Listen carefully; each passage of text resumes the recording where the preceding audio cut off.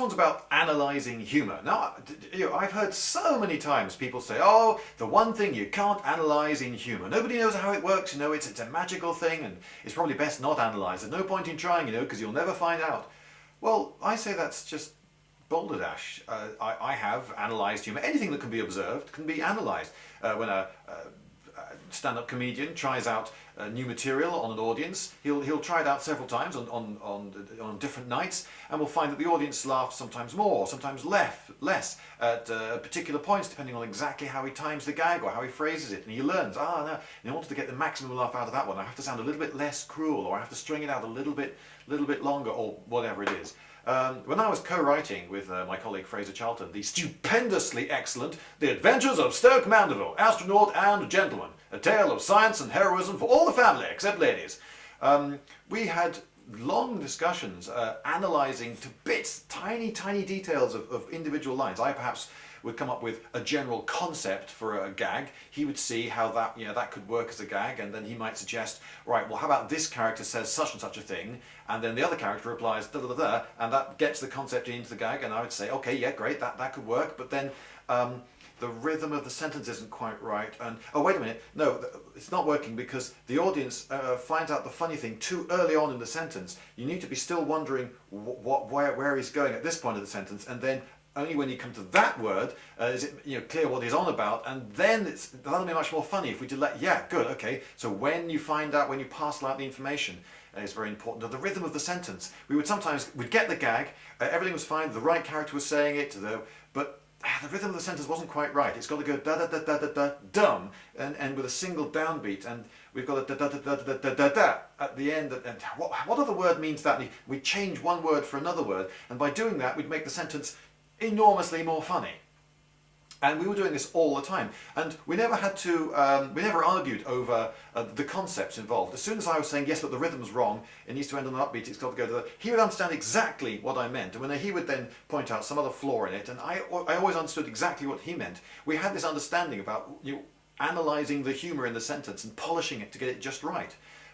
Years ago, I wrote a script for a television comedy show. It was never aired. But we did shoot a pilot at a studio in Pelaw, and one of the characters I wrote in was a comedy newsreader. The format of the show was it was someone channel hopping all the time, and so you could just cut to the newsreader, he would do a comedy news item, and then it would cut to something else. And one thing I kept doing was, and the headlines again. And one of the gags was that the headlines never matched any of the items that came before. I can still remember some of the headlines that tickle me even now. I think my favourite was another sighting of the Hyde Park rhino. And one of the gags was, you may not say it's a great gag, but it was an okay gag for just quick fire, another headline, was, and the Pope has admitted to having an affair with Kate Adie. Now, if you know who Kate Adie is, obviously you'll probably find it a little bit funnier. The guy playing the newsreader changed it. He said, he said Cindy Crawford. I said, no, not Cindy Crawford, it's Kate Adie. Oh no, I think it should be Cindy Crawford. No, just say Kate Adie. I wrote the script, please, just say Kate Adie, it's much funnier. No, I think Cindy Crawford's funnier.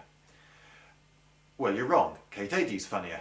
And he wasn't seeing it. We had this argument back and forth, and I'm glad to say at one point the extremely experienced, I think she was about 60 years old or something, floor manageress in the studio waded in on my side saying, no, Kate Adie!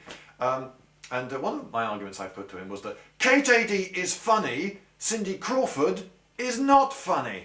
But he still wasn't getting it. Now, why is Kate Adie funny and Cindy Crawford not funny? Is it something you cannot analyse? Well, no, actually, there are lots of reasons why Kate Adie is funny and Cindy Crawford isn't.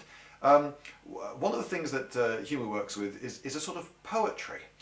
Kate Adie, just listen to it, even if you don't know who she is. Kate Adie. It's a comedy word. Some words like plank and spoon just lend themselves to comedy. Cindy Crawford. Crawford. Is that a funny sounding name? No, it isn't. Cindy Crawford. It's too crisp, it's too formal, it's too ordinary. Kate Adie, it's got that wonderful alliteration in it.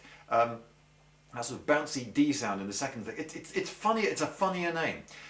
Another reason that Kate Adie works is that she was a local girl. She was a graduate of Newcastle University. She was one of us. Whereas Cindy Crawford is just some sort of I nearly said faceless, but you know, sort of plastic, foreign, you're never actually going to meet her in real life, just character, not as funny for that reason. But there are other reasons. Kate Adie, she's a journalist, by the way.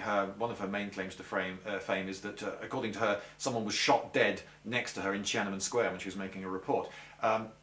She's a journalist, which is incredibly serious, but also she's slightly mad. If you ever see her interviewed, she's slightly mad, and so she is quite funny in that sort of way. Another thing that humour works on is stretching plausibility. If you can recognise that, oh yeah, that could actually happen, oh yeah, if you can sort of believe it, then it's funny. Whereas if it breaks reality, it's just utterly preposterous, that could never happen, it's not really funny. Now, I can just about imagine Kate Adie being interviewed and talking about how she met the Pope and it's strange, they just sort of clicked. I could just sort of understand that, but Cindy Crawford, no, that's not going to happen. The Pope's not going to have an affair with Cindy Crawford, that's completely out of the question, whereas it's just teetering on the brink of imaginability that he might have an affair with Kate Adie, an older, more intelligent woman, etc.